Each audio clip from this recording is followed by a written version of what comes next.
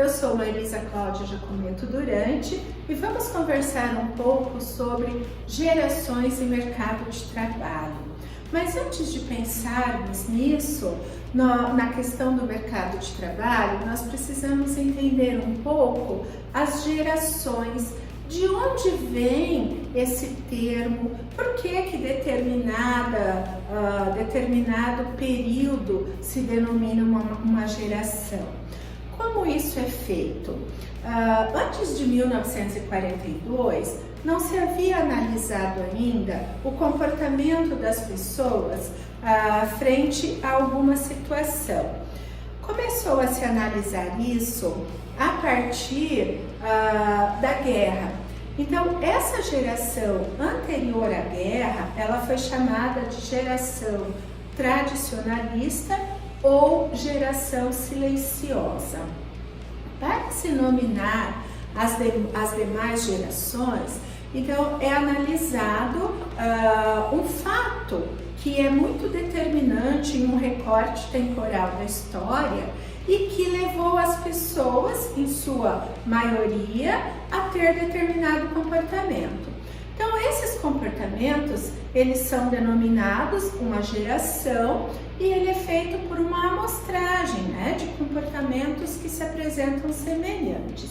Então, mais ou menos ali, entre 1945 e 1960, é a chamada geração Baby Boomers. Essa geração Baby Boomers, eles são os descendentes da geração tradicional ou silenciosa, que é aquela geração onde todos os homens foram chamados para a guerra e aí muitas mulheres assumiram o papel desses homens no mercado de trabalho. Aqueles que voltaram da guerra, um período depois, teve muitos nascimentos. Então, essa alta taxa de natalidade foi um comportamento marcante naquela época, entre 1945 e 1960, que então foi chamada de geração Baby Boomers. A geração Baby Boomers, ele carrega muito a característica de um perfil profissional de ser totalmente voltado para a hierarquia, um respeito à hierarquia, de ter a empresa como primeiro lugar na sua vida, uma fidelidade a essa empresa. A família, geralmente, nesse período, ela vinha em um segundo plano, porque eles precisavam dessa fidelidade na empresa para poder ter a subsistência da família. Em sua maioria, as mulheres, então, eram aquelas que cuidavam da casa e dos filhos. E naquela época, o casamento era visto como algo indissolúvel, então não se tinha muito conhecimento de famílias que tivessem filhos de pais separados. E o comportamento do mercado de trabalho naquela época eram de empresas, de pessoas que ingressavam nas empresas e ficavam 30, 40 anos, ou seja, fazia toda a sua carreira em praticamente uma ou no máximo duas empresas. A próxima geração foi chamada geração X, que ela vem ali mais ou menos entre 1960 e 1985. Essa geração X, ela é parte descendente da Baby Boomers e ainda alguns da geração tradicional ou silenciosa, mas em menor quantidade. Essa geração foi denominada X, que foi denominada uma geração incógnita, porque foi um recorte temporal na história onde se observou que os comportamentos eram muito variados.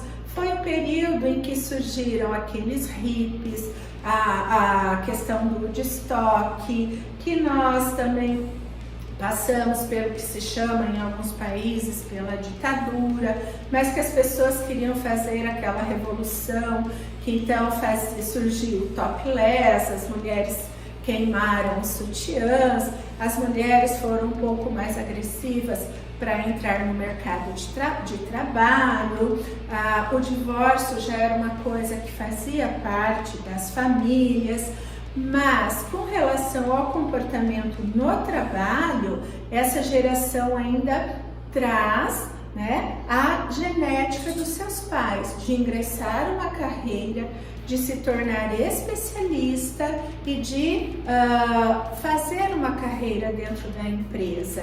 E também um grande respeito à hierarquia e também a vivência em família, ficando aí para muitos em segundo plano, porque o foco era o crescimento profissional. Só que uma geração em que, para buscar este crescimento profissional, ela buscava muito a sua especialização.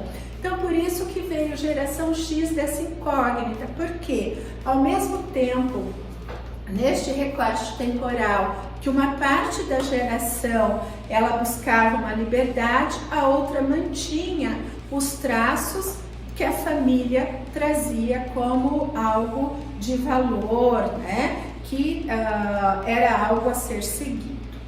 Depois nós temos, no período mais ou menos entre 1980 até o ano de 1995, o surgimento da geração Y. Ela foi chamada de geração Y porque X e Y, lá nas fórmulas matemáticas, são sempre as incógnitas que a gente precisa encontrar. Mas a diferença é que essa geração Y, ela nasceu em um período que se dizia que era um período de ouro, né? Ou, como alguns ainda chamam pelos interiores dos estados, que era um período de vacas gordas, onde as famílias eram mais abastadas. Então, eles são filhos da geração X e da geração Y. Só que eles trazem um comportamento diferente, é claro, carrega valores, sim, hereditários da geração X, da geração Baby Boomers, mas eles trazem um comportamento mais diferente. Por terem nascido praticamente junto com o fenômeno da globalização, da questão da tecnologia se tornando acessível para a pessoa física e não somente para a pessoa jurídica, é um comportamento de uma geração que já nasceu num período chamado, inclusive, de revolução tecnológica. Então, essa geração, ela surge com um comportamento de querer desbravar o mundo primeiro, antes de se focar em uma carreira. Também, com relação ao mercado de trabalho, é uma geração que ela não fica a tendência dela não é permanecer muitas décadas em um mesmo local de trabalho. Podemos perceber também nesse recorte temporal que essa geração Y é aquela geração que demorou mais para sair da casa dos pais, é uma geração que demorou mais para construir a sua família, e muitos casais da geração Y fazem a opção por não ter filhos, porque a ideia deles de mundo, de convivência é um pouco diferente. Depois disso, nós temos a geração Z, que ela vai entre 96 ao ano 2010, mais ou menos. Essa geração Z é a que está ingressando no mercado de trabalho. E essa geração Z, ela nasceu em pleno boom da tecnologia. Então, é muito interessante. Eu tenho filho que é dessa geração Z e eu tenho um neto de 4 anos que é de uma geração que a gente ainda nem conseguiu entender qual vai ser o nome dessa geração. Então, o que a gente percebe? É uma geração que ela não conheceu, por exemplo, quando nós tínhamos uma agência bancária que não tinha caixa eletrônico. Quando nós tínhamos que ir a uma cabine telefônica e solicitar uma ligação para algum local, né? Então, é uma geração que nasceu em meio a toda essa revolução e a facilidade que a tecnologia muitas vezes traz. Então, ela tem sim, ela é descendente de algumas partes, né, da geração Y, que são aqueles que tiveram filhos aí mais recente, mas ela é em grande parte filho da geração X. E aí, é claro, todas as gerações, elas carregam a herança genética dos seus pais, e elas carregam sim as crenças e valores dos pais. Mas neste recorte atemporal, o que é percebido nessa geração Z? Que é uma geração que eles utilizam muitas coisas ao mesmo tempo. Então aí nós temos duas perspectivas. Uma perspectiva que é positiva, quando ela consegue se concentrar nessas várias situações, mas nós temos uma perspectiva que a gente precisa ficar de olho, quando ela não consegue lidar com esse excesso de informações e desenvolve o tecnoestresse. Essa geração no mercado de trabalho, qual é a relação que ela tem? É uma geração que nessa amostragem, ela não se percebe muito envolvida com hierarquia, mas é uma geração que ela é conquistada e ela trabalha pelo objetivo daquilo que ela acredita. Então, por exemplo, se ela ingressa em uma empresa e o superior imediato dela consegue conquistar a confiança dessa geração Z, significa que ela vai trabalhar para atingir aquele objetivo que o seu superior imediato colocou, porque ela acredita naquilo. Se esse elo de confiança é quebrado, a gente vai perceber um alto índice de rotatividade nas empresas. E essa geração Z, ela levou este nome porque neste recorte atemporal, o que se foi percebido no comportamento, o Z é desafiar, que é essa capacidade de passar por esses diversos recursos tecnológicos. Então, o que a gente destaca no mercado de trabalho de muito importante e que pode ser muito bem aproveitado com a geração Z é a capacidade deles de aprender e aprender rápido, e eles trabalham pelo objetivo que eles acreditam naquilo. Então, qual é a grande relação aí que se estabelece? Uma relação de confiança. E depois, então, nós temos, a partir dos nascidos em 2010, que estão aí completando 10 anos, foi chamada de geração alfa, né? Mas ainda existem duas situações que estão sendo estudadas neste comportamento, que essa geração, ela apresenta alguns que são totalmente voltados para a tecnologia e outros que são voltados para o consumismo. Então ainda há essa dificuldade de realmente nomear essas gerações. Então hoje o que a gente percebe neste ambiente de trabalho? Nós temos as 4 gerações trabalhando juntas, a Baby Boomers, a X, a Y e a Z. E o que acontece? Cada uma tem uma característica diferente. Imagine um superior imediato, que é da geração Baby Boomers, que ele preza pela hierarquia e o respeito à hierarquia, e ele tem ali trabalhando com ele alguém da geração Z, que ele não reconhece muito essa hierarquia, mas ele reconhece esse elo de confiança que foi estabelecido, essa via de mão dupla. Então, tudo isso nesse mercado de trabalho das gerações, elas precisam ser percebidas. E aí é que vem as diversas situações. Como cada uma dessas gerações percebe o conflito? Conflito de ideias ou conflito de ideais? A partir disto, como faz a gestão desse conflito? Com uma geração Z e uma geração Y que estão fortes no mercado, se você utilizar uma gestão de conflitos de acomodação, não vai funcionar. Esse conflito ele será sempre latente e você vai perder o funcionário. Então, com esses dois tipos de geração, você precisa utilizar uma gestão de conflito de cooperação. Com a geração X e a geração Baby Boomers, é mais uma gestão de conflito por negociação. Então, quando nós falamos de gerações e mercado de trabalho, nós temos uma questão que nós precisamos observar muito bem. O Brasil está se despontando como referência no agronegócio.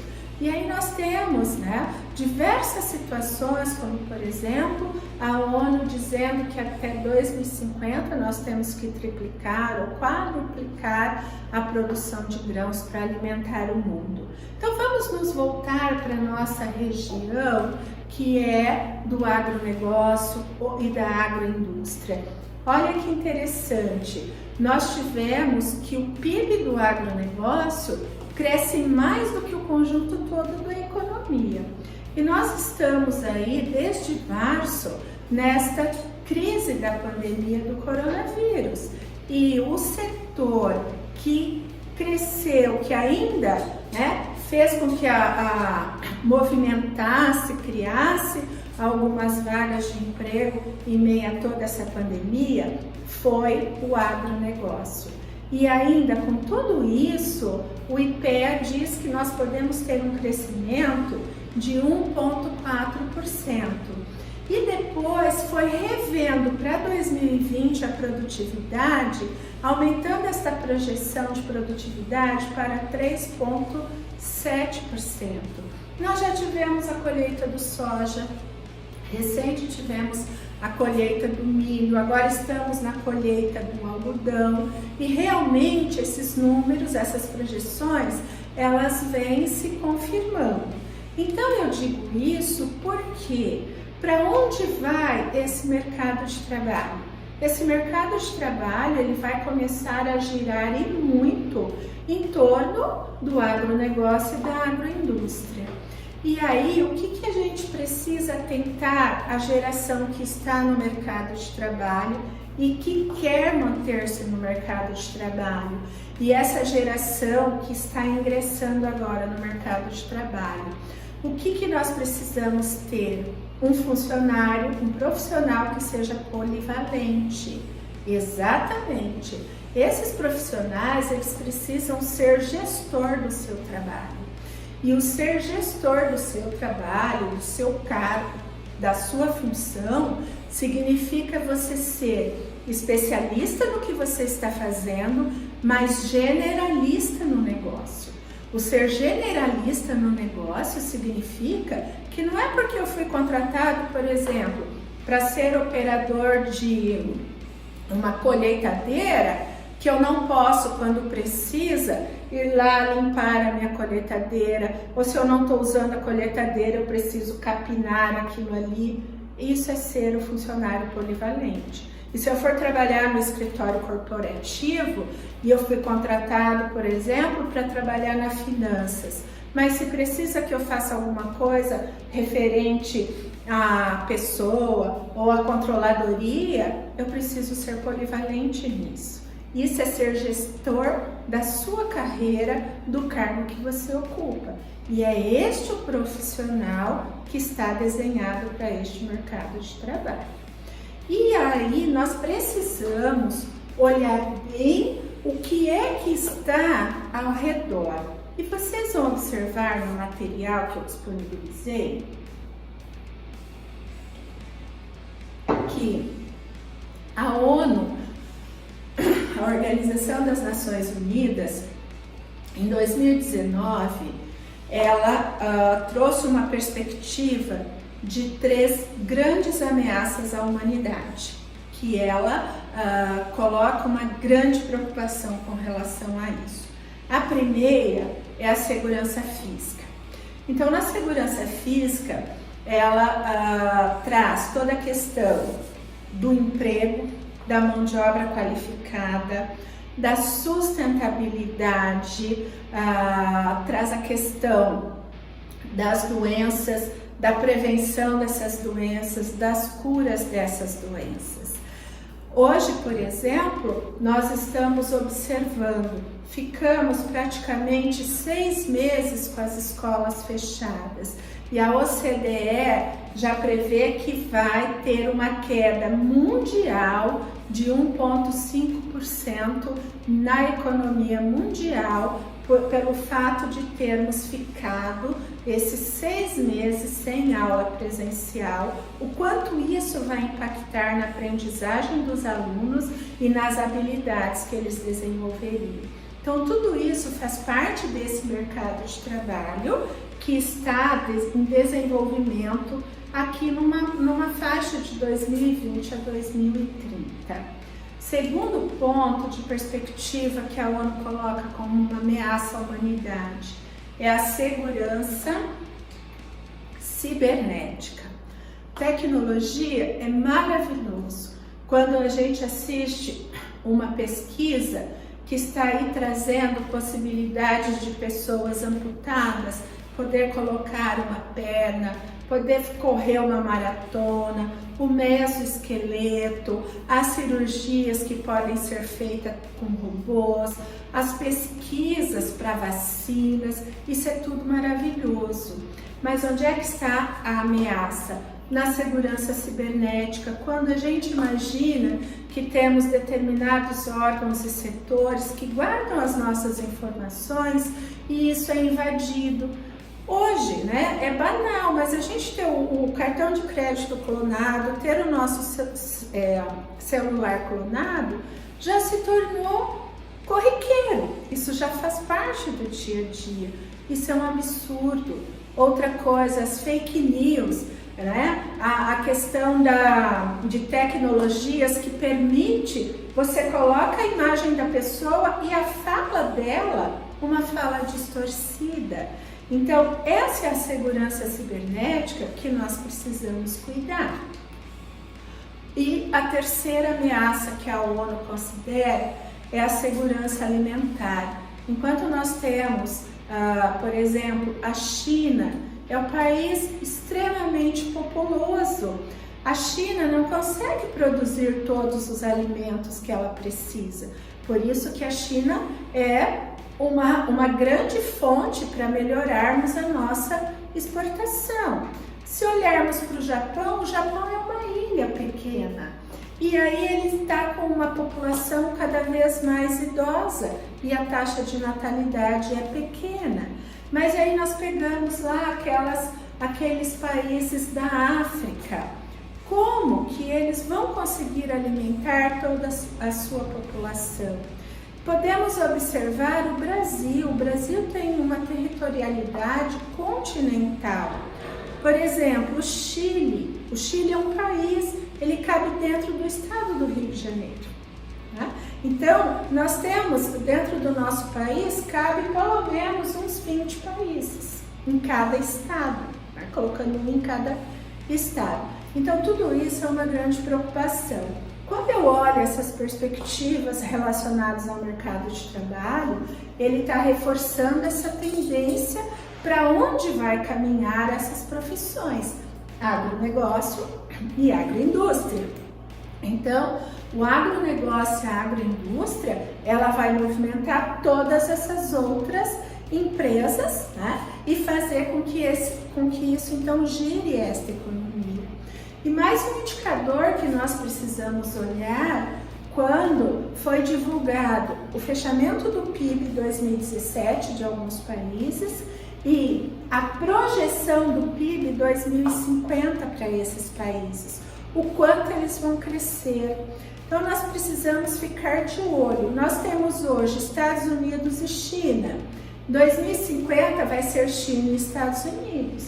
Aí nós tínhamos o Japão em terceiro lugar, em PIB ele vai cair para quinto. Nós tínhamos a Índia em sexto, que vai vir para terceiro lugar em PIB. Nós tínhamos a Indonésia em 16º lugar, a Indonésia vai vir para quarto lugar no PIB. Então, o que você que está entrando no mercado de trabalho ou pretende evoluir nesse mercado de trabalho, precisa ficar de olho. Ou qual é a projeção desse país qual a vocação dele que vai aumentar desta forma o PIB.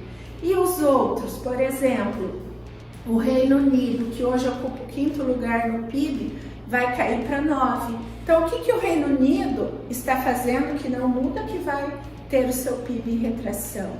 O Brasil, hoje, ocupamos, né, o 8º lugar. Em 2050, a previsão é que a gente vá para 6º lugar. Então, o que a gente pode perceber? A China tem vocação para serviço, né? A Índia tem a vocação para a questão tecnológica e o Brasil para o agronegócio.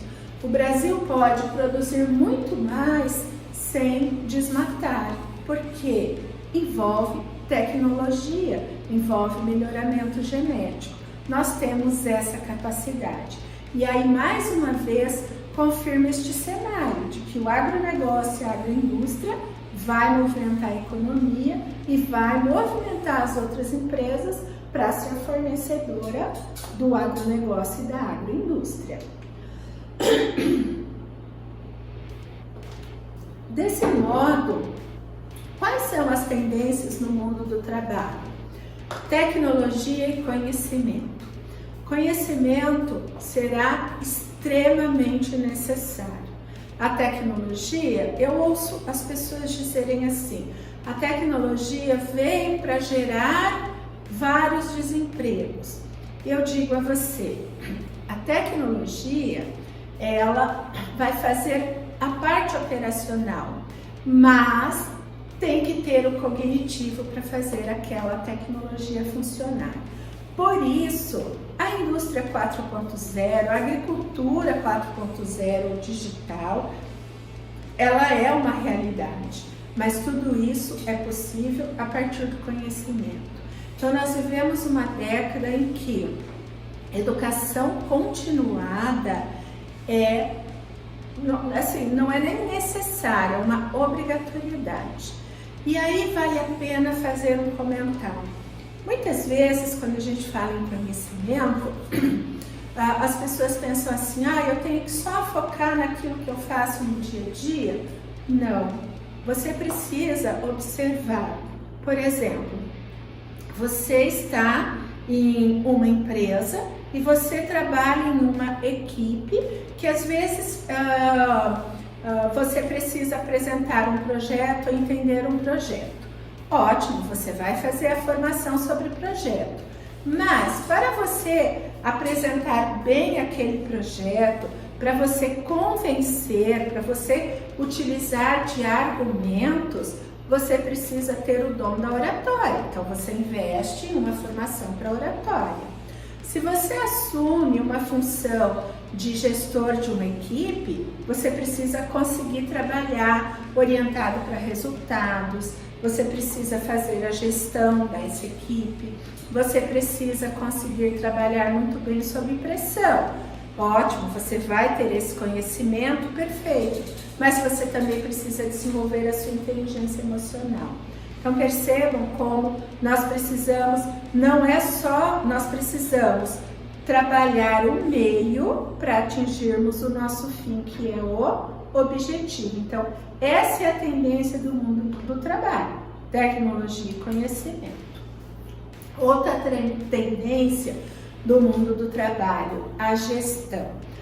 Então, há uma grande tendência daquelas funções que elas são cargos de indicação ou as contratações por indicações, elas vão ficar, não é que elas vão desaparecer em 100%, mas em 99% elas vão desaparecer.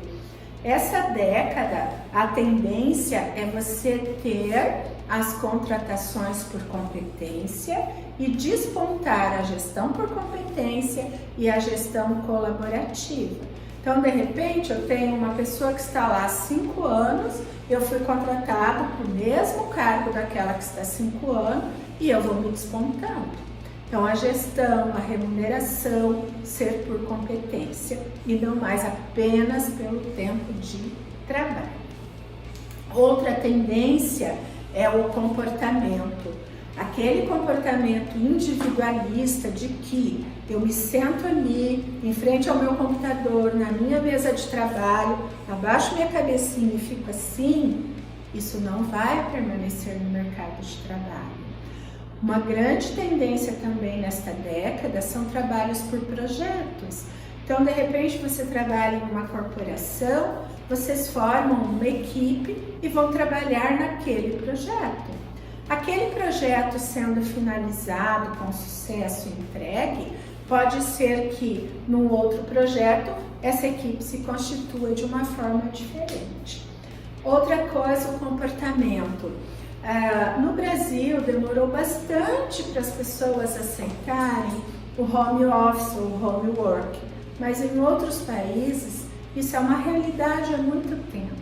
Com essa experiência da pandemia, muitas empresas perceberam que reuniões podem ser feitas por videoconferência, que o funcionário pode trabalhar home office, que aí não é a questão de quantas horas você passa na empresa, mas dos resultados que você atinge, que você entrega. Então isso também é uma grande tendência. O que eu preciso para este comportamento de home work? Eu preciso apenas de ter um local adequado que eu possa me concentrar, um bom computador e uma boa internet. Então, o que a gente vai cobrar desse funcionário? Resultado. Tá? E, é claro, o que nós teremos com esse comportamento? Funcionários com maior comprometimento, e aí vem destacar bastante comprometimento normativo. Nós teremos aqui funcionários com muito mais responsabilidade e com a competência técnica de orientação a resultado mais desenvolvida. E aí nós temos uma outra tendência no mundo do trabalho, que isso é claro, com números, que é a saúde do trabalhador.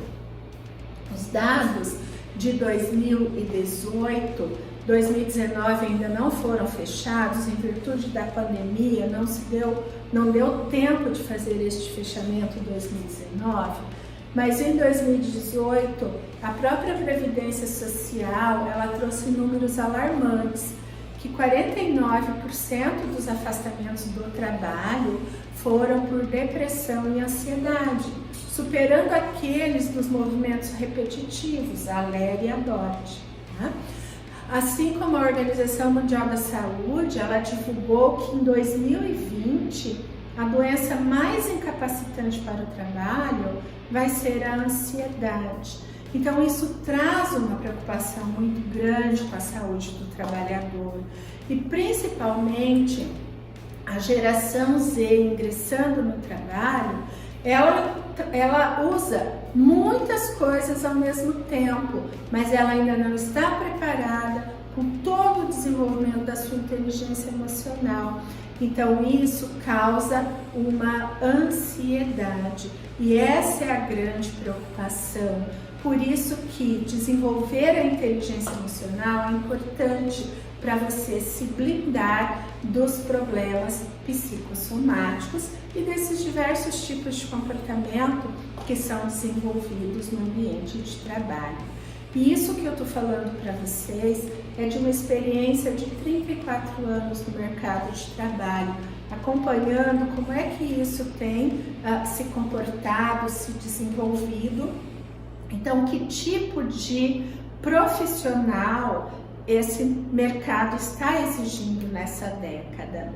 E aí nós temos aqui um dado que vale a pena compartilhar com vocês, que é do Institute for the Future. Ele disse o seguinte, que 85% das vagas de empregos ainda são de cargos que não existem até o 2030. Esses cargos ainda não existem nem no Código Brasileiro de Ocupação. O que está acontecendo com relação a isso? Essa evolução do agronegócio com o uso da tecnologia, essa evolução da agroindústria com a tecnologia, está surgindo a necessidade de termos outros profissionais. Então essas profissões, elas estão sendo percebidas e aí precisa ir construindo que tipo de conhecimento esse profissional precisa ter. Aí ser dado uma nomenclatura a ele, ser registrado isso no Código Brasileiro de Ocupação.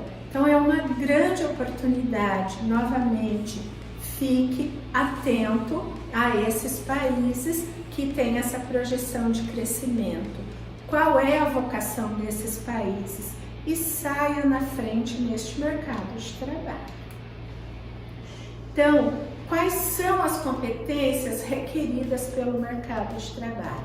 E aí eu vou dizer algumas para vocês. Pensamento crítico. O que é o pensamento crítico? É a sua capacidade de fazer diferente, de olhar para aquele problema e encontrar uma oportunidade.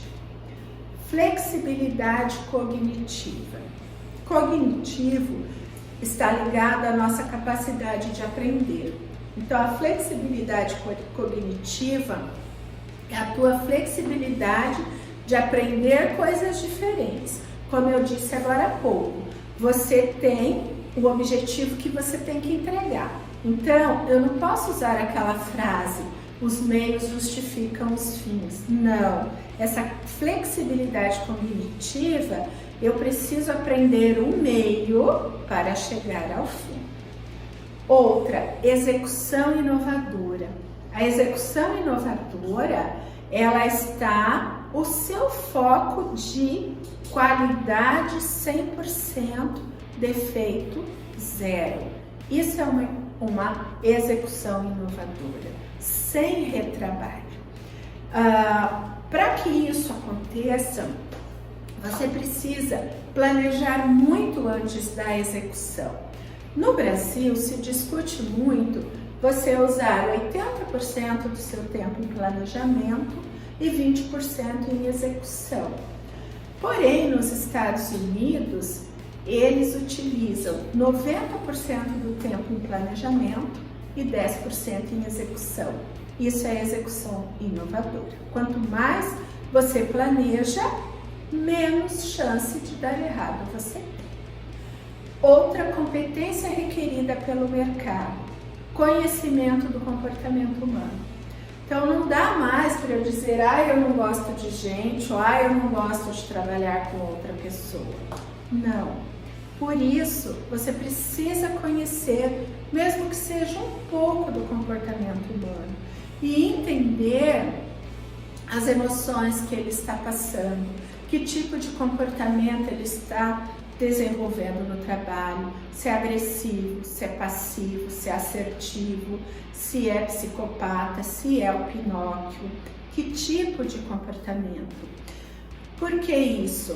Porque já é percebido o impacto das emoções no ambiente de trabalho, inclusive impacto com o afastamento do funcionário, e aí isso leva a custos para a empresa, a custos para a Previdência Social. E hoje há uma previsão da Organização Mundial da Saúde que no ano 2018, em âmbito mundial, nós tivemos um déficit de mais de 2 trilhões de dólares com o afastamento do trabalho. Isso é muita coisa. Então, conhecer o comportamento humano faz sim a diferença. Criatividade é outra competência requerida, mas a criatividade é a capacidade de criar com planejamento e implementar. E aí nós temos outra competência requerida, que é a flexibilidade. Flexibilidade cognitiva, sua capacidade de pensar, de aprender de formas diferentes. Flexibilidade está no seu comportamento. É você se tornar uma pessoa cosmopolita, uma pessoa que se adapta a qualquer situação. Outra competência requerida é a colaborativa. Então não tem mais essa do individualismo, mas sim do trabalho em conjunto. E competência requerida de habilidades sociais. As habilidades sociais, elas são analisadas o como você se comporta com o seu cargo de trabalho, com o seu superior imediato, o como você se comporta com o seu cliente, com o seu fornecedor e na sociedade onde você está inserido. Você faz algum trabalho voluntário? Saiba que as empresas valorizam muito trabalhos voluntários. O que você faz pela sua comunidade? Como é que você preserva o seu meio ambiente? Isso são competências requeridas e eu estou falando 2020. Há também a tendência no mercado de trabalho das soft skills. O que é isso? Nós temos as hard skills e as soft skills. Fazendo uma tradução bem literal para o nosso português, a hard skill seria competências pesadas. As competências pesadas, elas estão ligadas ao seu conhecimento do negócio da empresa. Então, por exemplo, eu vou trabalhar em uma empresa do agronegócio que faz plantação e exportação de grãos. Então, as hard skills é o que você conhece deste negócio de plantação de grãos e de exportação. As soft skills seria, numa tradução literal, as competências leves. Essas competências leves são as suas competências para trabalhar com o negócio da empresa onde você é contratado. Então, a tendência das soft skills mais requeridas pelo mercado de trabalho é flexibilidade, como eu já disse, né, que é uma competência. Então, essa flexibilidade é quando você está disposto a se adaptar a qualquer situação. E aí vamos relembrar, o que é uma competência? É um conjunto de conhecimento, habilidades e atitudes. Conhecimento eu adquiro participando desse evento, desta palestra. Habilidade eu vou desenvolver na prática. Então, são duas coisas que o outro pode te oferecer. Agora, atitude, isso é intrínseco, é interno. É só você que pode decidir e fazer diferente. Outra soft skill, colaboração. Então, saber trabalhar com o outro é uma habilidade. Por quê? Você precisa exercer a comunicação, você precisa exercer a parceria, você precisa exercer o tripé das relações interpessoais: respeito, diálogo e ética. Outro ponto, boa comunicação interpessoal. A boa comunicação não é só quando eu pronuncio muito bem as palavras, quando eu tenho um português invejável, eu tenho uma excelente dicção. A boa comunicação interpessoal é quando eu consigo envolver o outro e eu consigo que a minha mensagem seja recebida pelo conteúdo dela. Outra soft skill, habilidades de liderança. Mesmo que hoje você está ingressando no mercado de trabalho ou já está nesse mercado há algum tempo e você ainda não exerce essa função de gestão, mas você está trabalhando com outras pessoas. E a liderança, nem sempre ela está no seu superior imediato. A liderança, ela é conquistada. Então, essa habilidade de liderança, você faz parte de uma equipe de trabalho. As pessoas te veem como uma referência. Quando elas têm dúvidas sobre algum procedimento, sobre alguma situação, elas te procuram para tirar dúvida com relação àquilo. Isso é uma habilidade de liderança. E se você já ocupa um cargo de gestão, essas habilidades de liderança, elas precisam ser muito afloradas, porque a liderança ela não pode ser imposta, ela precisa ser conquistada. Quando nós temos uma liderança imposta, surgem diversos casos de assédio moral no trabalho. Quando nós temos uma liderança conquistada, surge o que se chama uma equipe de trabalho. E o outro ponto é o equilíbrio emocional dentro da soft skill. Esse equilíbrio emocional, ele te fortalece para assumir outras responsabilidades, assumir outras funções, a lidar com as adversidades do dia a dia e te blinda também de desenvolver algum problema psicossomático voltado para o trabalho. As pessoas hoje que apresentam essas soft skills, ela tem um mercado de trabalho mais aberto para si. Outra tendência no mercado de trabalho, o perfil profissional. E aqui eu vou colocar dois perfis que eu considero os mais importantes nessas tendências que a gente está vendo 2020 a 2030. O primeiro é sede de aprendizado. A sede de aprendizado é uma característica dos melhores profissionais e que vai ser uma característica do perfil profissional desse trabalhador do futuro. Essa sede de aprendizado é entender que você nunca conhece tudo e por mais que você esteja em um nível alto, que você já domine 2 inteligências, faça o esforço e domine 3. Isso é o perfil profissional. E a segunda é a visão estratégica. Não olhe só para frente, tenha uma visão de 360 graus, tenha uma visão que você consiga, sistêmica, que você consiga enxergar o todo e não somente uma parte do negócio ou uma parte da empresa.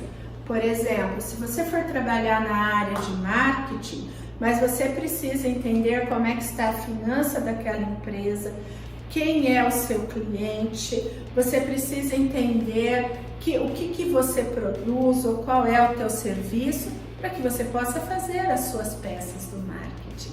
Se você está lá trabalhando na área de pessoas, você precisa entender o negócio da empresa, as finanças, como é que estão para você poder contratar. Então, é o que eu disse no início da nossa conversa, o profissional do futuro, ele precisa ser um profissional global. Ele vai entender, sim, ele vai ser muito bom no que ele faz, mas ele também precisa fazer o periférico e ter uma visão da empresa do todo. E aí, finalizando então essa nossa conversa, né? Qual é essa tendência das gerações e mercado do trabalho? Ainda nessa década temos alguns baby boomers ainda nas empresas, em sua maioria exercem aí sempre a função ou de presidente de conselho ou gestor maior da empresa, mas que muitos estão já passando por esse processo de sucessão. E nesse processo de sucessão há essa necessidade de preparação. Então esta é a oportunidade. A geração X, que está aí ainda extremamente jovem, completando aí entre 50 e 60 anos, que ainda tem muito a contribuir com esse comportamento, com esse crescimento do mercado de trabalho. Nós temos essa geração Y, que está aí na faixa até os 40 e poucos anos, que é muito importante focar em uma carreira, e nós temos todo esse espaço de mercado de trabalho para a geração Z se atentar a essas tendências e buscar esse diferencial na sua formação para ocupar uma dessas 85% das vagas que ainda vai surgir. Qual é a ocupação? Se você estiver ligado a tudo isso que conversamos, a essas tendências, observar o que esses países estão fazendo para crescer no PIB e não fazer o que aqueles que estão fazendo para cair no PIB, né? E vá buscando essa tua formação, você sairá na frente nesse mercado de trabalho.